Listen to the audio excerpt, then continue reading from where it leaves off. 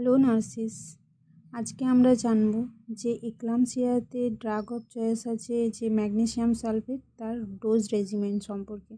Eclampsia কখন? যখন BP হচ্ছে খুব বেশি থাকবে, সিস্টোলিক বিপি 160 এবং ডায়াস্টোলিক 110 বা তার বেশি, আর লস অফ প্রোটিন হবে, এফেক্ট করবে সেন্ট্রাল নার্ভাস সিস্টেমকে, যার জন্য গ্র্যান্ড মাল সিজার বা টনিক-ক্লোনিক সিজার হবে, মানে কনভালসেন, হাইপারটেনশন উইথ কনভালসেন হচ্ছে এক্লাম্পসিয়া।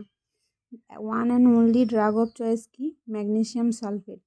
ম্যাগনেসিয়াম সালফেট কীরকম, কীভাবে কাজ করে? ম্যাগনেসিয়াম সালফেটটা অ্যাসিটাইল কোলিন রিলিজটা ডিক্রিজ করে, যার মোটর নার্ভ টার্মিনালসে, যার ফলে মাসেল রিল্যাক্সেশন করে।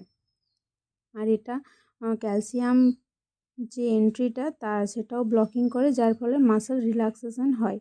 আর এটি ভেসোডায়ালেশন করে, যার ফলে মাসেল হাইপক্সিয়া প্রিভেন্ট করে। তো এটা তিনটি জিনিসের ওপর মোটামুটি কাজ করে। অ্যাসিটাইল কোলিন সিক্রেশনটাকে ডিক্রিজ করে, ক্যালসিয়াম এন্ট্রিটাকে ব্লক করে এবং ভেসোডায়ালিটেশন করে। এটি কনভালসেন প্রিভেন্ট করে। এটি কিন্তু হাইপারটেনশনের কোনো মেডিসিন নয়, এটি প্রেশার কম করে না। তাই ম্যাগনেসিয়াম সালফেট কনভালসেনের জন্য দেওয়ার সাথে সাথে অ্যান্টি হাইপারটেনসিভ মেডিসিনও দেওয়া হয়ে থাকে। ম্যাগনেসিয়াম সালফেটের রুট কি? এটি আইএমও দেওয়া যেতে পারে, আবার আইভিও দেওয়া যেতে পারে। আমাদের এখানে অ্যাভেলেবেল কত আছে? 2 ml ভায়াল আছে। 2 ml ভায়ালে 1 গ্রাম আছে 50% কনসেন্ট্রেশনে। 2 ml ভায়াল, 2 ml ভায়ালে আছে 1 গ্রাম। তাহলে এখানে যে রেজিমেন্টটা আমরা ব্যবহার করি সেক্ষেত্রে হচ্ছে পিটচার্ট রেজিমেন্ট। পিটচার্ট রেজিমেন্টের মধ্যে একটা লোডিং ডোজ আছে এবং একটা মেনটেনেন্স ডোজ আছে। এরপর হচ্ছে লোডিং ডোজ কি? লোডিং ডোজ হচ্ছে 4 গ্রাম দেওয়া হয় আইভি, স্লো আইভি, 4 গ্রাম 20% কনসেন্ট্রেশনে। 4 গ্রাম মানে কত হচ্ছে তাহলে? 8 ml। 1 গ্রাম মানে 2 ml, তাহলে 4 গ্রাম মানে হচ্ছে 8 ml। তার সাথে এটাকে ডাইলিউট করবো আমরা 12 ml এনএস দিয়ে 20% তৈরি করার জন্য। তাহলে 8 + 12 20 ml, total 20 ml slow IV আমরা সঙ্গে সঙ্গে দিয়ে দেব। এবং 5 গ্রাম আমরা সেই সঙ্গে এই 20 ml এর সাথে আমরা 5 গ্রাম আবার দেব। 5 গ্রাম মানে হচ্ছে 5 ভায়াল, কারণ 1 গ্রাম হচ্ছে 2 ml এর ভায়াল, এক একটা ভায়াল, তাহলে 5 গ্রামের জন্য আমরা 5টা ভায়াল নিয়ে আমরা ইচ বাটাকে দেব। তাহলে টোটাল 10 গ্রাম। 10টা ভায়ালে 5 ml হচ্ছে রাইট বাটাক, আর 5 ml হচ্ছে 5 ভায়াল হচ্ছে রাইট বাটাক এবং 5 ভায়াল হচ্ছে আমরা লেফট বাটাকে দেব। ডিপ আইএম, আপার আউটার কোয়াড্রেন্টে।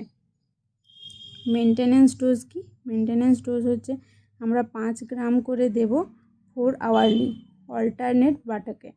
একবার হচ্ছে রাইট বাটাক, একবার হচ্ছে লেফট বাটাকে।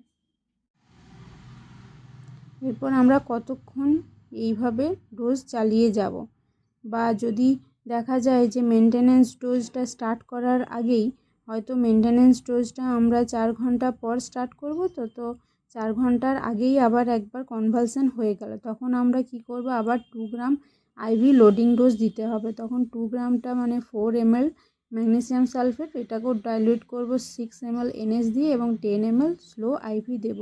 এবং এই যে সেকেন্ড লোডিং ডোজটা দেওয়া হয়েছে তারপর থেকে মেনটেনেন্স ডোজ স্টার্ট করা হবে। কতক্ষণ কন্টিনিউ করব? লাস্ট কনভালসেনের 24 আওয়ার্স পর্যন্ত। লাস্ট কনভালসেন ধরুন আজকে একটা সময় হয়েছে, তাহলে আমরা কালকে 1টা পর্যন্ত মেনটেনেন্স ডোজ চালিয়ে যাব। বা যদি ধরুন ডেলিভারি হয়ে গেছে, তাহলে ডেলিভারি হওয়ার 24 আওয়ার্স পর্যন্ত আমরা মেনটেনেন্স ডোজ চালিয়ে যাব, যেটা পরে হবে তার থেকে। যদি কনভালসেনটা ডেলিভারির পরে আবার হয়, তাহলে সেই লাস্ট কনভালসেনের পর 24 আওয়ার্স, আর যদি আর কনভালসেন না হয় তাহলে ডেলিভারি যখন হবে তার থেকে 24 আওয়ার্স পর্যন্ত। ম্যাগনেসিয়াম সালফেটের টক্সিসিটি হচ্ছে, এটা আমরা কিভাবে বুঝবো? এইগুলো কিন্তু নার্সিং রেসপন্সিবিলিটি, আমাদেরকে মনিটর করতে হবে। প্যাটেলার রিফ্লেক্স আছে কি না, নি জার্ক আছে কি না, রেসপিরেটরি রেট কীরকম, যদি রেসপিরেটরি ডিস্ট্রেস হয়, রেসপিরেটরি রেট 12 থেকে 14 ব্রিথস পার মিনিট হয় তাহলে, এবং যদি ইউরিন আউটপুট খুব কমে যায়, 20 ml পার আওয়ার বা 30 ml পার আওয়ার। আমাদেরকে অবশ্যই ক্যাথেটার করে রাখতে হবে। যদি ইউরিন আউটপুট খুব কমে যায় তাহলে কিন্তু সঙ্গে সঙ্গে ম্যাগনেসিয়াম সালফেট বন্ধ করে দিতে হবে। ম্যাগনেসিয়াম সালফেটের টক্সিসিটি দেখা দিচ্ছে, এবং ম্যাগনেসিয়াম সালফেট টক্সিসিটি দেখা দিলে অ্যান্টিডোট হিসেবে কি ব্যবহার করা হয়? Calcium gluconate. এই ক্যালসিয়াম গ্লুকোনেটটি আমাদের অ্যাভেলেবেল আছে 10% কনসেন্ট্রেশনে, 10 ml ভায়ালে 1 গ্রাম থাকে। এটিও স্লো আইভি দেওয়া হয়। এবং এক্ষেত্রে নার্সিং রেসপন্সিবিলিটি আরেকটা হচ্ছে টাইম মেনটেন করা।